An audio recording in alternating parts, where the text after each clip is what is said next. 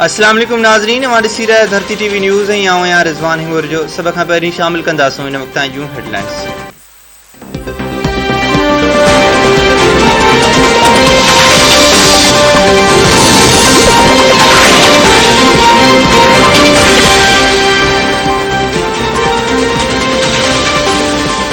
हुकूमत पारां सुभाणे खां मुल्क में बिजली जी लोड शेडिंग जो वक्त घटाए 3.5 कलाक करण जो ऐलान।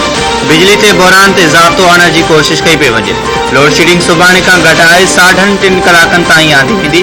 ईंदड़ महीने जी शुरूआत खां लोड शेडिंग 2 कलाकनि ताईं कई वेंदी। मुस्लिम लीग नून चेयरमैन शाहिद खान अब्बासी जी वफ़ाक़ी वज़ीरनि सां गॾु प्रेस कॉन्फ्रेंस। संदसि चवण आहे त मुल्क में बिजली जी तलब 32,000 मेगावाट खां वधीक आहे। मुल्क में मौजूद वसीलनि खां 18,000 मेगावाट बिजली ठही सघे थी। अॻूणी हुकूमत बिजली जो को प्लांट न लॻाई।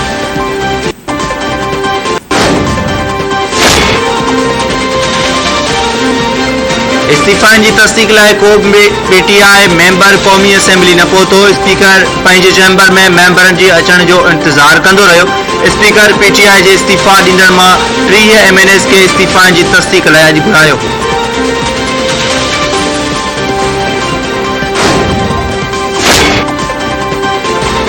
एटमी प्रोग्राम ते बेबुनियाद ऐं गैर ज़रूरी बयाननि खां पासो कयो वञे। ज्वाइंट चीफ्स ऑफ सब कमेटी जे चेयरमैन जनरल नदीम रज़ा चयो आहे क़ौमी स्ट्रेटेजिक प्रोग्राम ते बेबुनियाद तबसरनि खां हर सूरत में पासो कयो वञे। पाकिस्तान जी न्यूक्लियर सलाहियत मादरे वतन जी दिफ़ा ऐं सालमियत जे ज़ामिन आहे। न्यूक्लियर प्रोग्राम खे अवाम ऐं समूरियुनि जमायतुनि जी हिमायत हासिल आहे। सिविल ऐं मिलिट्री क़यादत स्ट्रेटेजिक प्रोग्राम सां गॾु शीहे जी भित वांगुरु बीठक आहे।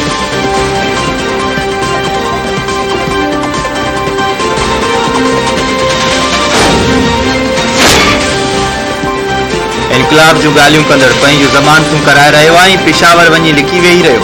नाहिल शख़्स इक़्तिदार जी लालच में इस्लामाबाद खे वाहिद ॾिनी। मुस्लिम लीग नून जी नायब सदर मनमनाज चयो आहे त नून लीग खे सियासत न पर रियासत जी ॻणती आहे। लोड शेडिंग ऐं दहशतगर्दी ख़त्म करण आया आहिनि। फरह गोगी रुगो पंजाब न पर सॼे मुल्क जो हक़ फबायो आहे। फरह गोगी कुझु न आहे कयो त वतन अची इल्ज़ामनि खे मुंहुं ॾे। नाने वारे वफ़ाक़ी वज़ीर मिफ्ता इस्माइल चयो आहे जेकॾहिं आलमी मंडी में तेल जा अघ वधिया त नुक़सान सहण जा पैसा न आहिनि। पेट्रोल जा अघ ॿीहर वधाइण खां पोइ इक़्तिसादी घोटाले मां निकिरी आया आहियूं। वज़ीर आज़म जो मुआशी एमरजेंसी लागू करण जो को इरादो न आहे। शहबाज शरीफ़ ईंदड़ वक़्त में महांगाई ते ज़ाब्तो आणण लाइ क़दमनि जो ऐलान कंदो त जीअं हुकूमत ख़र्चनि में घटिताई करे सघे। गैर मुल्की करेंसी अकाउंट, रोशन डिजिटल अकाउंट्स या अवाम जा प्राइवेट लॉकर्स मंजबंद करण जो को इरादो न आहे। बजट में नौकरी कंदड़ माण्हुनि ते टैक्स न लॻाए वेंदो।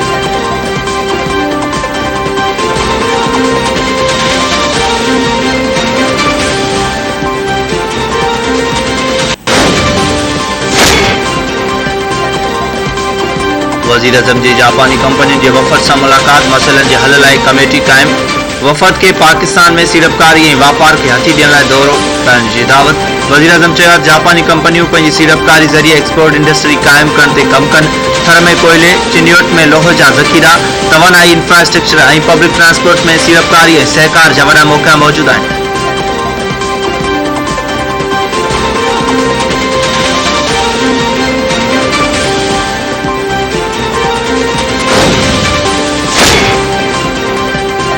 शेख रशीद पारां हलंदड़ साल ई मुल्क में चूंडुनि जो इम्कान ज़ाहिर। हुकूमत चूंड जी तारीख़ जो ऐलान करे त ॻाल्हि ॿोल थी सघे थी। इमरान खान बजट खां पोइ हुकूमत ख़िलाफ़ ईंदड़ हिकमत अमली जो ऐलान कंदो। मुल्क में हुकूमत नाले का शइ न आहे। पीउ पुट वफ़ाक़ ऐं हिक सूबे ते कब्ज़ो करे चुका आहिनि। अॻूणे घरू वज़ीर शेख रशीद जूं रावलपिंडी में मीडिया सां ॻाल्हियूं।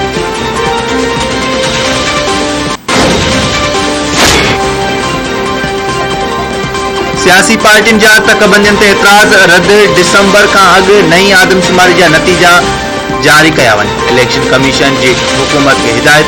इलेक्शन कमीशन जे सेक्रेटरी उमर हमीद चयो आहे त चूंड फ़हरिस्त जी तयारियुनि में समूरा इदारा इलेक्शन कमीशन जी मदद करे रहिया आहिनि। तकबंदियुनि जो कमु सूबाई, रीजनल ऐं ज़िले इलेक्शन कमीशन कंदी। आज़ादानी, साफ़ ऐं शिफ़ाफ़ किरदार अदा करण इलेक्शन कमीशन जी ज़िम्मेवारी आहे।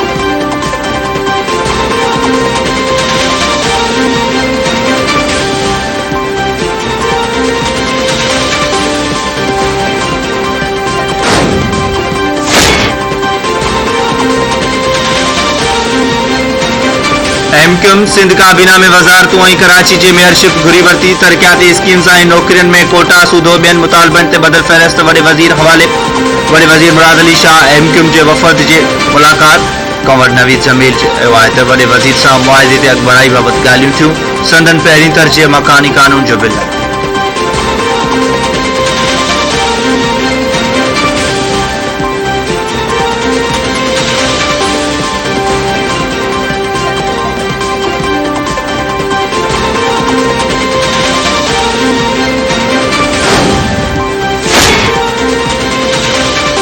इंटर बैंक में डॉलर $2.58 महांगो थी वियो। फॉरेन एक्सचेंज डीलर्स मौजूदु इंटर बैंक में डॉलर $200.50 जो थी वियो आहे।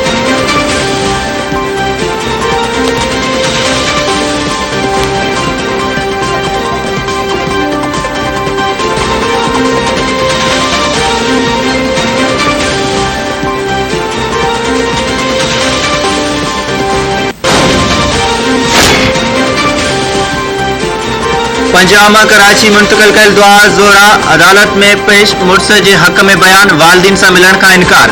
दुआ ज़ोहरा चयो आहे त उन नज़ीर ज़हीर सां पसंद जी शादी कई आहे। सांस गॾु वञणु चाहे थी। संदसि उमिरि 18 वरे आहे। वालिदिन सां मिलणु नथी चाहे।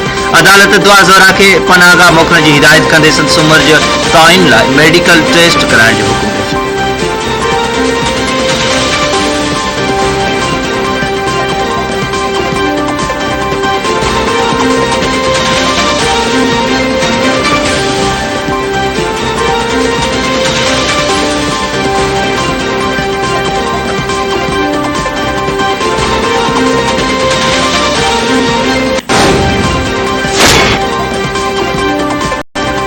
कराची का खुशदार विंदड़ बस ऐं ट्राले में खौफनाक टक्कर। वाई पांधी जे वापारी समेत 4 ॼणा फोत ऐं 5 ज़ख़्मी।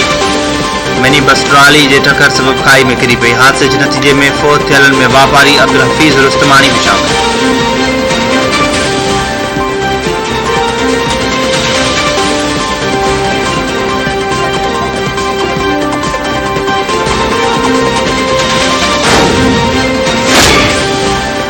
जाम नवाज़ अली भरिसां पठान कॉलोनी वेझो अधड़ोट शख़्स जो लाश हथ। हाजी पुट उर्स रिंद जे नाले सां सुञाणप। पुलिस मर्द तहवील में वठी अस्पताल मुंतक़िल करे छॾी।